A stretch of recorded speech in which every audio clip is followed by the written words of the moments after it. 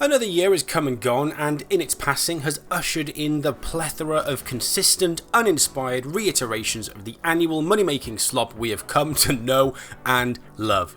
FIFA, EAS FC 25, or as I like to call it, a kiddies casino, released to mixed reviews and graced us with an ultimate addition to the eye-watering amount of £89.99. Considering how much money they make from in-game purchases as well, this makes me feel ill at the thought that there are genuinely people to buy this.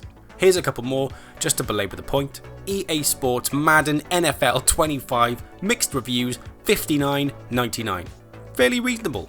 WWE 2K24 Bray Wyatt Edition, mostly positive reviews, £119.99.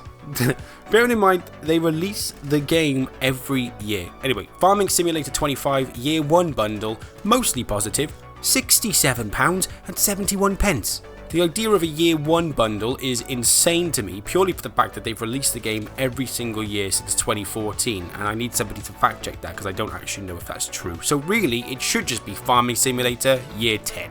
Are they going to release a Year 2 bundle at the same time as they release Farming Simulator 26? I doubt it, but we'll see. Okay, so I fact-checked myself, which I should have done before recording the script, and found that they don't release a game every year. That's my bad, but I do still think that £67.71 for a game about farming is a bit steep. Stardew Valley is $10.99, but hey, that's just me. And whilst we're on the topic of non-annual games, Microsoft Flight Simulator 2024 dropped a couple of days ago to mostly negative reviews and released an Aviator edition to the borderline demonic amount of £199.99. NBA 2K25 All-Star Edition, mixed reviews, $89.99. You get the picture, and the list goes on and on and on and on. And finally, we get to Call of Duty Black Ops 6 Vault Edition, released to mixed reviews, as always, £99.99. Or £9.99 for a month on Xbox Game Pass. Of course, not the Vault Edition, you'd need to pay an additional £27 on top of the Game Pass to unlock that. Alexa, stop. Which we all know the drill, doesn't add anything to the game itself, other than crazy looking guns, which, to be fair, I am a sucker for. However, you're not here to listen to me ramble on about the current state of affairs of annual games, and that could be a gargantuan video in and of itself. No, you're here to see some good old-fashioned Call of Duty Zombies, and that's right, I said the title of the video, which, don't worry, you're gonna get. But before I could jump into our first Zombies attempt, I need to complete my training, as it's been a while since I last played any Call of Duty, and let's just say my guns were a little bit rusty. And I need to explain why I'm even making this video in the first place. I was in two minds about even bothering to install Black Ops 6 just because I'd felt let down by Modern Warfare 2. I loved Cold War, played hours and hours and hours of it, but after dropping £80 on Modern Warfare 2, thought it was a big thumbs down. In hindsight, it's probably because I dropped £80 that I felt so let down. Regardless, I then didn't bother with Modern Warfare 3, but I'd heard from friends that Black Ops 6 was pretty good, especially the zombies. However, I wasn't even willing to drop $9.99 on the Game Pass as I still wasn't convinced, and so I turned to my good old friend YouTube to find out if the Zombies was any good. I just wanted to see some good old fashioned let's play of the new Zombies to see if it was worth my money and my time. Instead, I found Black Ops 6 Zombies Ultimate Guide, everything you need to know, and Black Ops 6 Zombies Liberty Falls Easter Egg Guide for Black Ops 6 Zombies Easter Egg Walkthrough.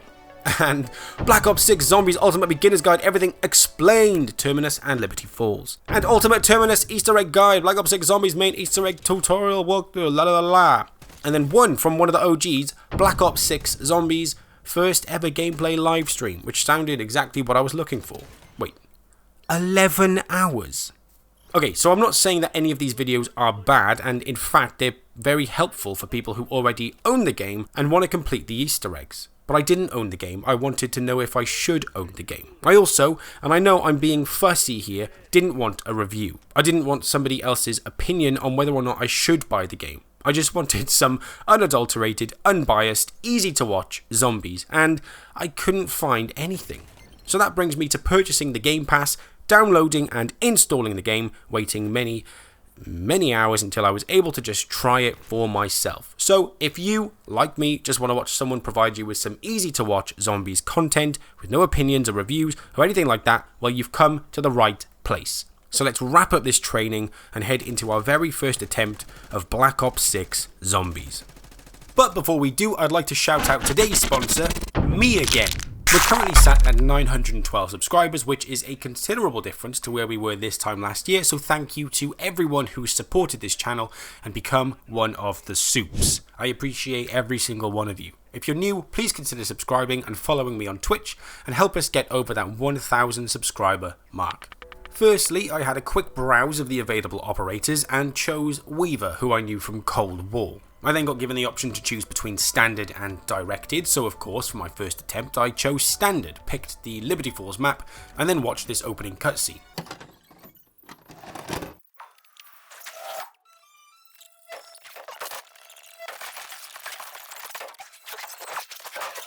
After quite an intense cinematic, I had to choose my loadout, but as this was the very first time I was playing Black Ops 6, I was level 1, so didn't even have the opportunity of creating a loadout. I also couldn't work out what these bubblegums were for, but continued nonetheless. Finally, I was in, and it felt good to be back. I stayed in the starting location and took care of the riffraff, and very quickly decided that I'd need a bigger gun.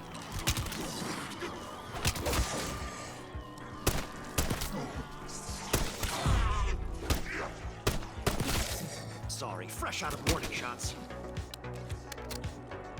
I dropped down into the town for round 2 and slowly peppered my way through the small horde, picking up a bonus points along the way. Bonus points. I'd earned enough points to move into a new area housing the mystery box and picked up a Tanto 22, allowing me to insta-kill with headshots, which was a major upgrade. Put this thing to work.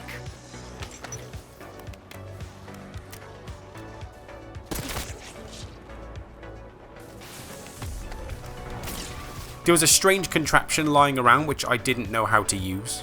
Obviously I knew to press X, I didn't know what it did, and it was expensive so I left it alone.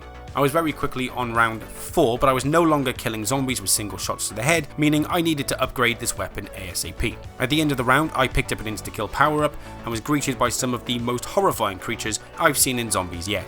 These disgusting, upside-down, giant spider aliens, and being an arachnophobe, this was the worst thing they could have made. But I'm a brave boy, so I soldiered on. At the end of the round, I came across a bubblegum dispenser, but didn't use it as I didn't know what they were, and headed upstairs to begin round 6.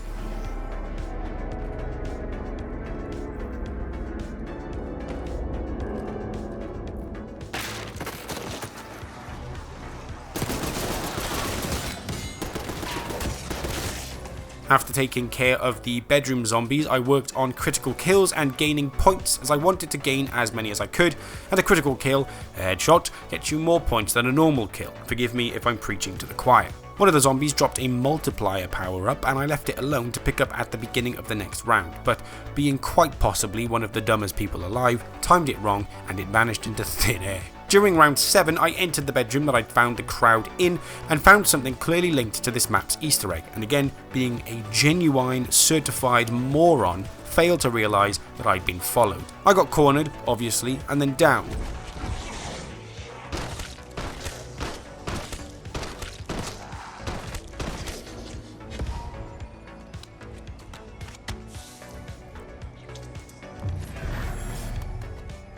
But managed to pick up an insta-kill from one of the zombies I'd managed to take out. I left the final zombie of round 7 alive as I wanted to go and explore without the added pressure of loads of zombies swarming after me like a Norwegian teenager. I headed into a bowling alley, picked up a shiny new shotgun and smacked a suspicious looking panel on the wall which didn't do anything.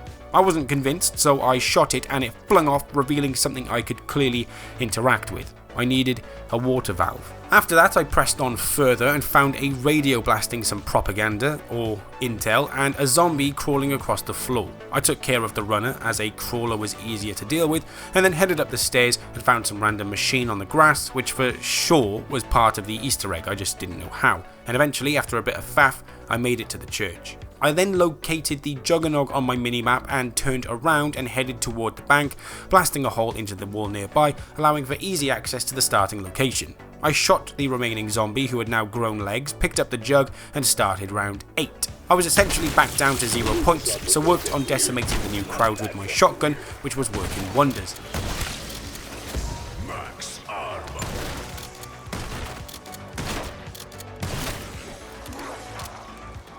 And climbed the hill only to find there was an expensive barrier leading back to the church. I refrained from spending my points on this particular entrance because I already had an entrance to the church and there was no need to waste the points here. I ended round 8 and moved into round 9. I backtracked, making sure to keep the zombies at bay, and managed to pick up a double point power up, a new calling card for getting 50 eliminations using rare or higher wall buy weapons, leveled up to level 2 and leveled up the shotgun as well. I headed back into the bank and came across a large vault with a code input, which I obviously didn't know, but can I just say I did figure this out on my own in a playthrough I didn't record. You'll just have to believe me. Round 10 was another trip across the Spider-Verse, and at the end of it I picked up a max ammo and launched myself onto the roof of the bank. I upgraded my Tanto at the nearby upgrade station and then took to blasting zombies and running from a mangler.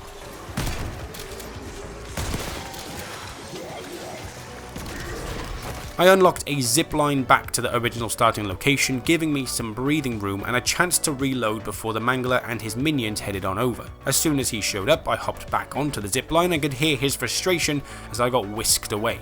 I eventually took him out and picked up a loot key, which I didn't know what to do with, and headed to the ground again, almost getting overrun.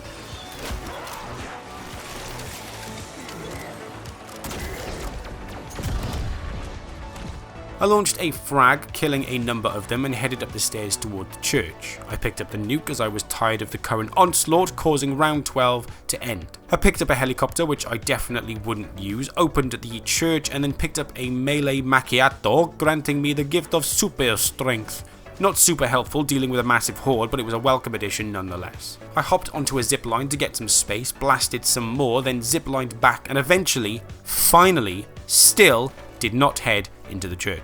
I took out some more zombies, getting a camo unlock for 100 critical kills, and then with one zombie left, I headed into the church, picking up some more riffraff along the way. I found some more propaganda playing over the radio and eventually stumbled upon what I'd been missing this whole time, a pack-a-punch machine. I can't believe I went this long without it, even though it was here the whole time.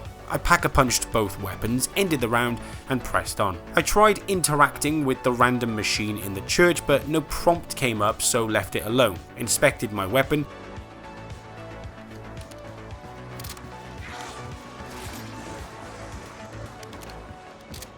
and then headed back to the starting location and turned on that strange contraption from the beginning. It seemed to paralyze and kill any zombie that walked through it, which was awesome, and that was the end of round 14. I then unlocked a bubblegum for no reason. In round 15, a new elite showed up to cause me grief, and boy did he cause me grief. I switched on that machine again and took out the zombies, which ended the round, even though this elite was still alive and well, which was annoying because I now had to deal with a new horde of zombies along with a mangler as well. I headed down an alleyway, blasting the zombies heading toward me, and unfortunately forgot to check my 6 and was very quickly taken out. This was my very first initial impression of Black Ops 6, and I had definitely had a good time, so I was keen to try again. I had a quick flick through all of my unlocks and the barracks, etc., but still wasn't a high enough level to build my own loadout, so would have to rely on the mystery box again. However, this time I chose directed instead of standard. Now, I know what you're thinking, and in my defense, I didn't read the description, and had I known and understood that the highest round you could get to before it capped was round 15, I don't think I would have chosen it. But I didn't read or understand the description, so I did choose it. But I doubt any of you want to see a directed playthrough, so we will call the video there. However, let me know in the comments if you do want to see that playthrough in the same style as what you've just seen. Thank you very much for watching. If you enjoyed the video, then do be sure to like, comment and subscribe. As we're, like I said at the beginning, we're still on the road to 1,000 subscribers. I'll catch you in the next video. Bye.